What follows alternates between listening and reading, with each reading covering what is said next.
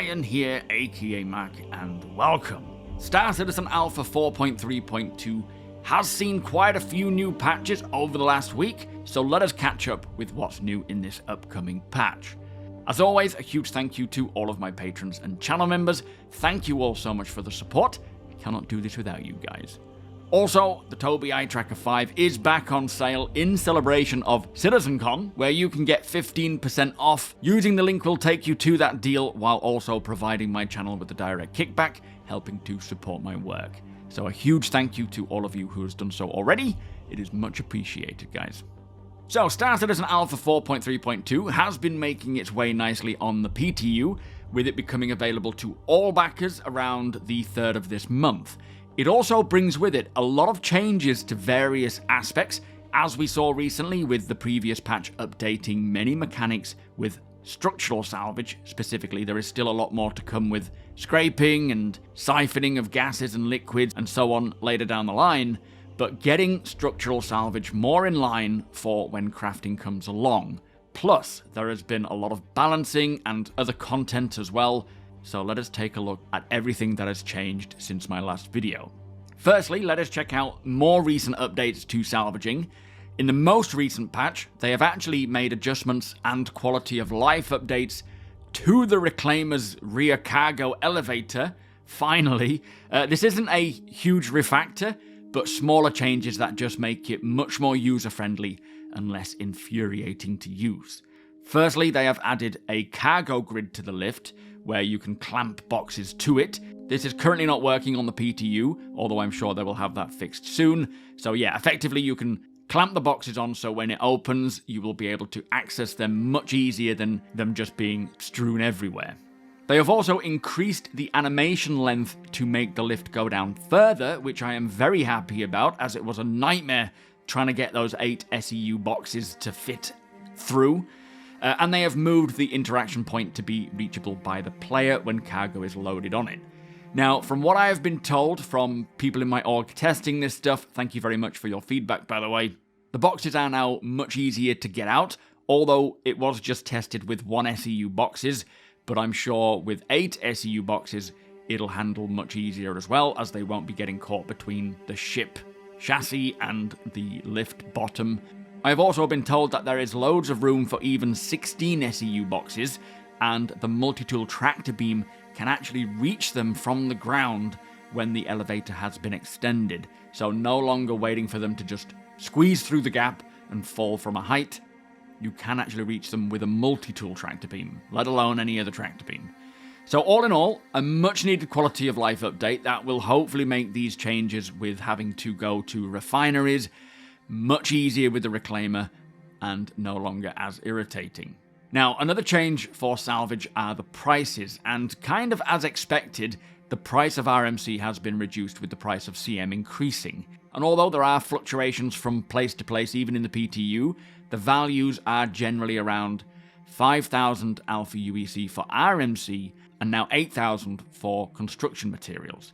Obviously, they will vary between the 3 different types, but this change is certainly to compensate for those doing the structural salvage loop, mostly the bigger ships, with it now being much more long-winded, so it makes sense to adjust the prices to ensure that the new direction is worthwhile, otherwise no one will do it. And from what I can see, for the smaller ships, who will be primarily focusing on scraping, you will still make a very decent amount, leading to that quick profit turnaround, versus the multi-crew aspect of the Reclaimer, paying out to cover all crew members. As always though, these values in the alpha, while we're testing it, will continue to fluctuate with each update as they continue to evolve the gameplay required. They will vary based on simply what CIG want us to test the most and what makes sense to the economy as more stuff gets fleshed out. But it will be very interesting to see how all this flows with the new updates, but of course there are many more updates to come once crafting comes along. Now, in another previous 4.3.2 PTU patch, many weapons saw a lot of balancing to their stats, with various weapons getting changes to aim down sights time, their sway values, damage values, heat spread, projectile velocity, and so much more, just continuing to tune each weapon to make them fit within, I suppose, every other weapon So a lot of testing to be done here to see how it feels, but great to see that continued balancing to get it to the point where hopefully it won't change too drastically going forwards. Now, the Fight for Pyro narrative finale was also brought in for testing recently, with each faction offering various missions for players to take on, like ship ambush, regen location destroy missions, apprehending suspects, missing person missions, and delivery missions as well. It also says that this will be a limited time event where one faction will be crowned the winner based on the one that has had the most contributed points from players completing their missions. So similar to the resource drive, in which Hurston won, having players across all shards, all servers, contributing to the group that they want to win, and I'm sure there will be knock-on effects for the winner based on the faction's manifests and what they stand for and what they want to do for the Pyro system, having a lasting impact on the Pyro system, just like we see in 432. I haven't seen it yet, but we know Hurston will claim sponsorship over the Stanton to Pyro stump station. Now, one other very interesting find is that Verse Guide, which is a very cool third-party app that basically maps every location on every planet and moon. Do check that out, by the way. But this has seen the addition of over 100 new points of interest on Stanton included in 432. And these points of interest include new security posts, security centers and hideouts, ship graveyards over Orison, and HD RSOs, which for the latter ones, obviously these are Hurston Dynamics locations, but they appear to just be basically more bunkers. I'm not sure how much they differ to the current bunkers.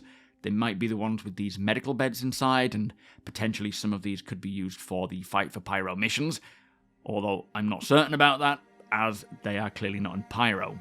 But very interesting to see so many more points of interest come along, and I'm excited to get checking them out. Now, one last little tidbit that I have noticed in 432 are the external freight elevators that were shown off at CitizenCon during the Nix presentation have been found at many of Pyro's space stations. Now, at this time, they are currently blocked by a placeholder box, but I do wonder if they will become properly functional in 432, or whether they're being set up for a future update. But these will be really helpful, especially for those large-scale deliveries for ships with external cargo grids, like the Raft or the Hull C. So very happy to see those come along, as they will just make a hauler's life so much easier.